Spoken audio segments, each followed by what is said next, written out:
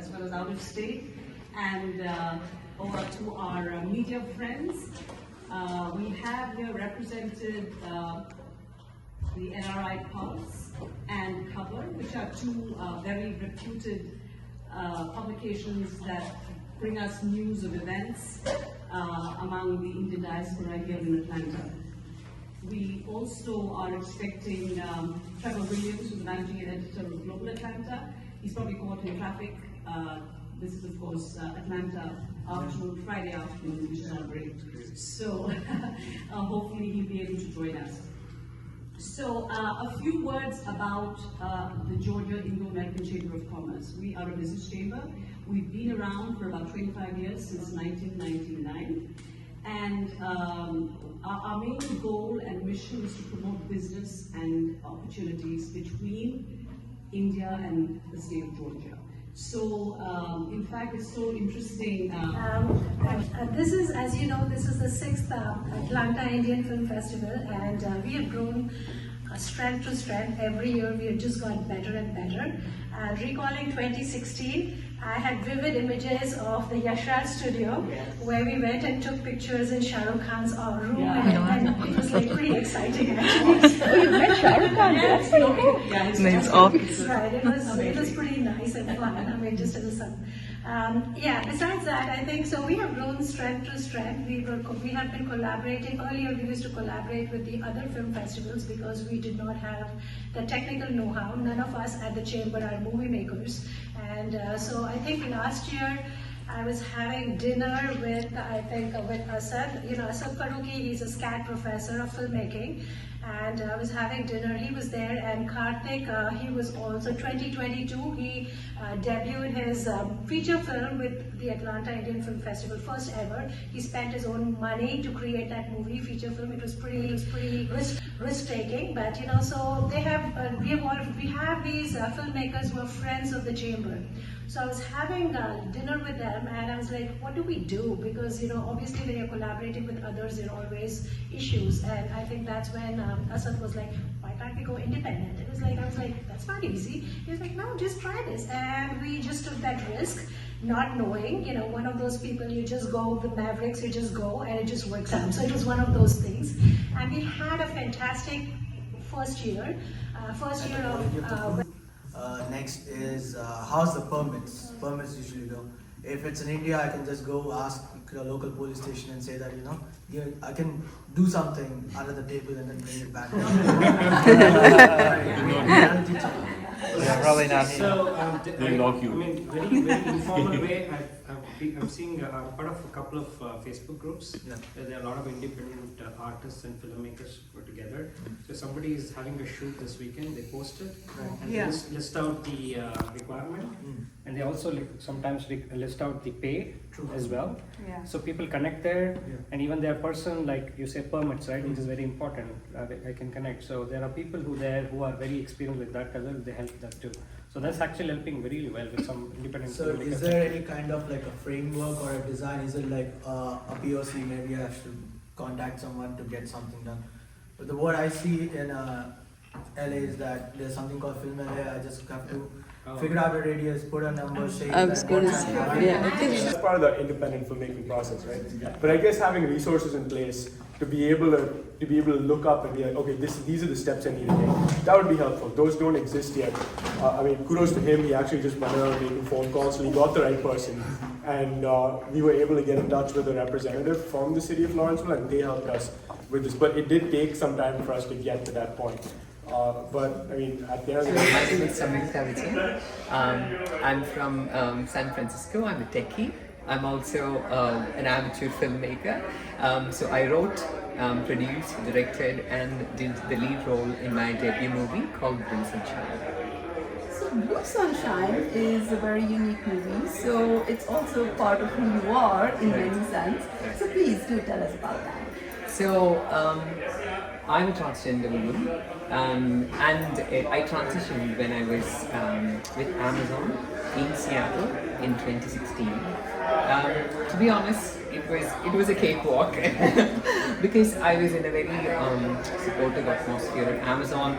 had all the right policies to encourage somebody like me transitioning on the job, and I had very supportive friends, and Seattle is like a very progressive city, and my teammates and friends were very welcoming, very accommodating of me.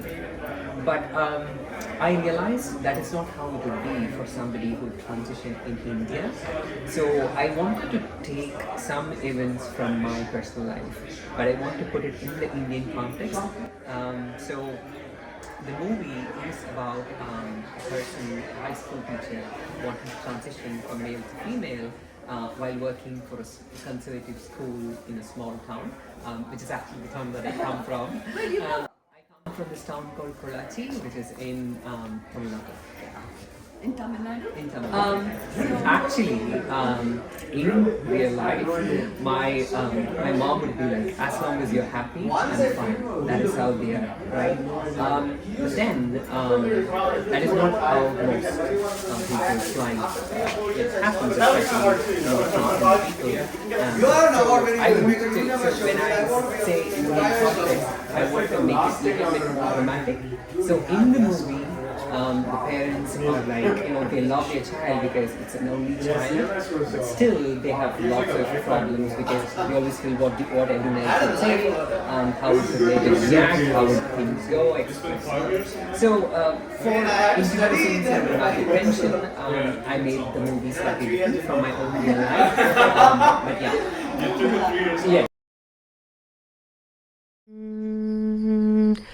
Hello, my name is Banu. நீ எப்பவுமே வழங்க மாட்டான்னு தெரியும், ஆனா இவ்வளவு பெரிய அசிங்கத்தை இழுத்து விடுவான்னு தெரியலடா சாமி. வீட்ல சொல்லலையா? சொன்னா புரிஞ்சுப்பாங்கன்னு எனக்கு தோணல. ஆம்பளை மாதிரி நடந்துக்கடா. டேய் ப்ளீஸ் டா. Hello sir, how may I help you? என்ன பண்ண போற?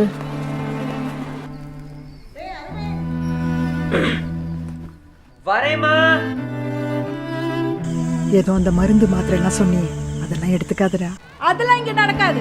இங்க ஸ்கூல் நடத்துறமா இல்ல வேற ஏதாவது நடத்துறமா? ஒரு தடவை பண்ணிட்டோம்னா அதிலிருந்து மீண்டு வர முடியும்.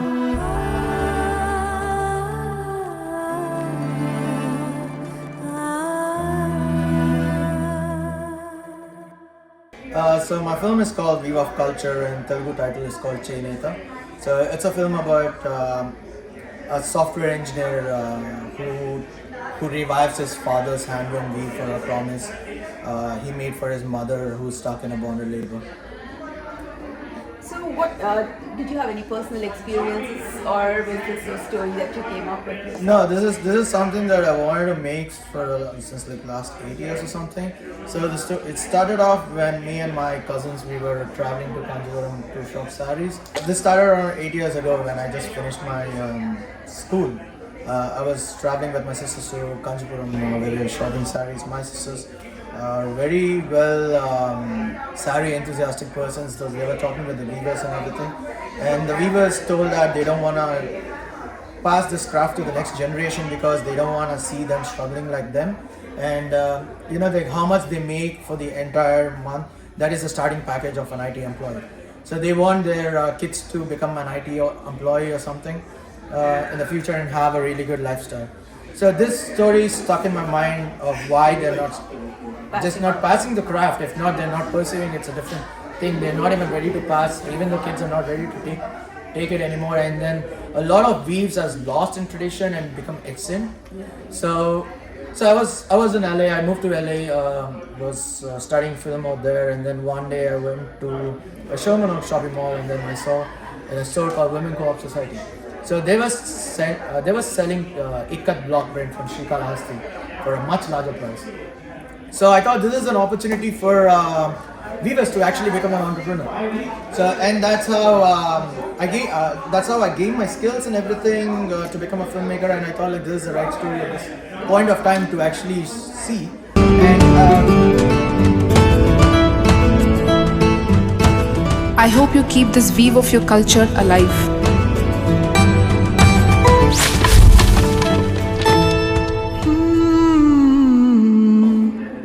Well, I mean, it's a lot of work. It is Pamela G's brainchild completely. I'm really just her helper, honestly.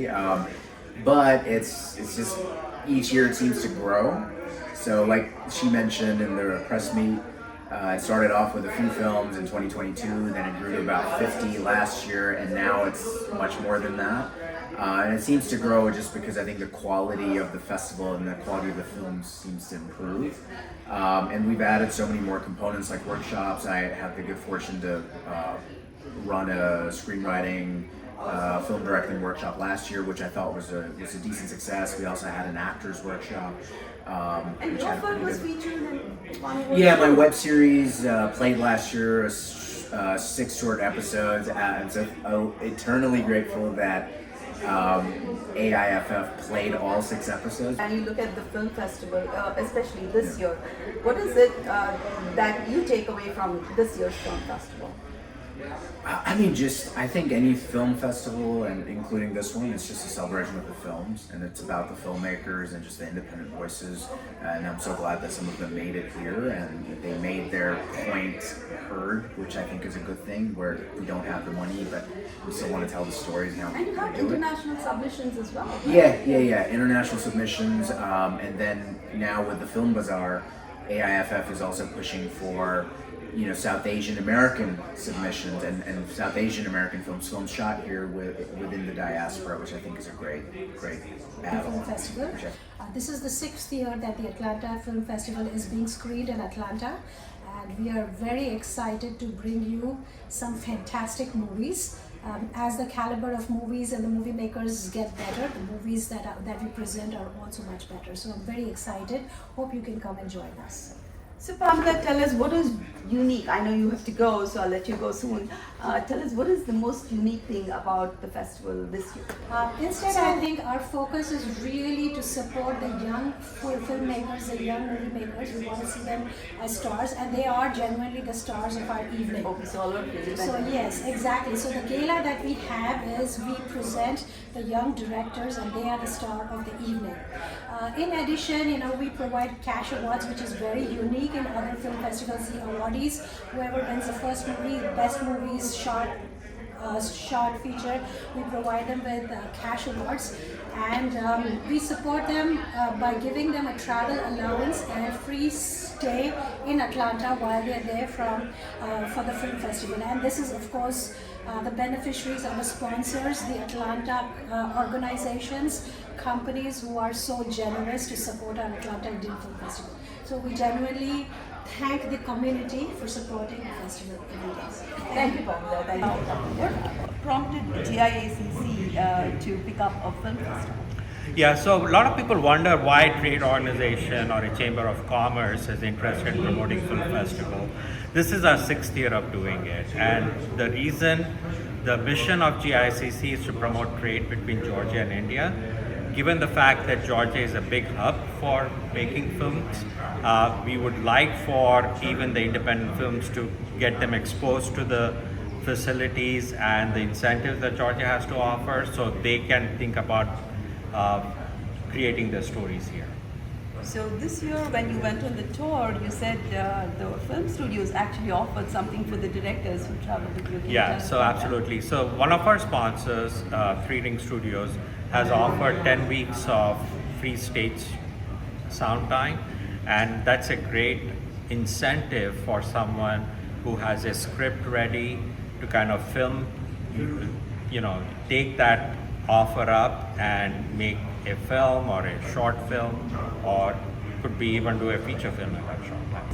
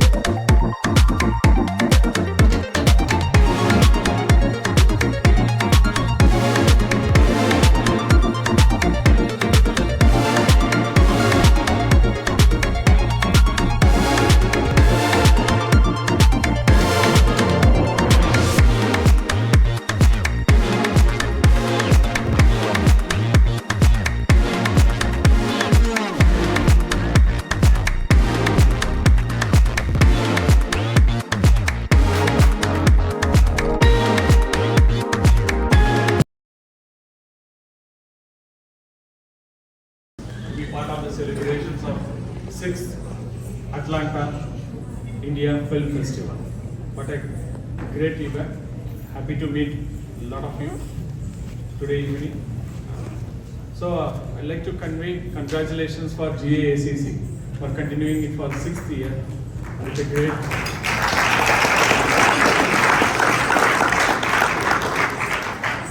enthusiasm to bring India and United States through the power of cinema. So that's what Jay said, that why Chambers of Commerce has to do a film festival. So he already answered. I just read something thinking that what will be the ideal. So film industry is also one of the component of a commercial thing. So I'll not bore you with a lot of things. Everybody knows that Indian cinema is Bollywood, Hollywood, Hollywood, and we produce movies in 20 different languages within India. And the Indian movie industry is pegged at around $2.5 billion every year. Every year, Indian movies, around 1,800 to 2,000 movies are produced and distributed within the world, all over the world. So millions of labor are involved in it. So it's a big industry. It's a great industry. So it brings in a lot of value. And none other than that, why should we do it in Atlanta? You all know it's Hollywood of South.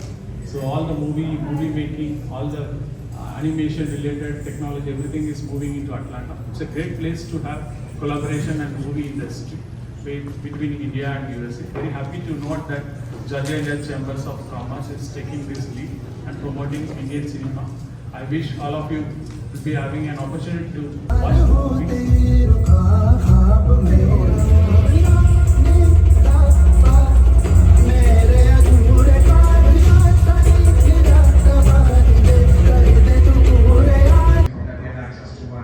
And how are you doing?